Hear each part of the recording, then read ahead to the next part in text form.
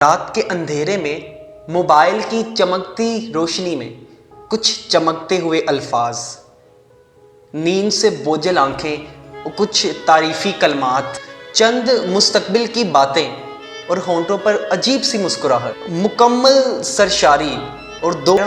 گناہ کی ایک دلدل کے اندر، ایک ایسی دلدل جس میں گرنے والا اس میں دھنستا ہی جاتا ہے، ایک ایسی کال کوٹری جس سے باہر نکلنے کا رستہ مجرم خود ہی تلاش نہیں کرتا، پھر بے چینی اور پھر الجھنیں،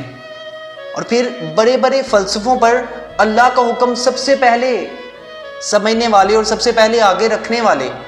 20 گناہوں کی دلدل میں پھنس جاتے ہیں۔ یہ اتنا بھی غلط نہیں ہے، بس ہم اس سے آگے نہیں جائیں گے، ہم تو صرف دوست ہیں، لوگ تو اس سے بھی آگے کرتے ہیں، یہ تو صرف محبت ہے۔ جن حدود کے قریب بھٹکنا بھی اللہ نے منع فرمایا اس کو بڑی آسانی سے عبور کر دے۔ ایمان اچانک غائب ہو جاتا ہے، چہرے کا نور ختم ہو جاتا ہے، نمازوں میں دل نہیں لگتا، پہلے خوف خدا جاتا ہے،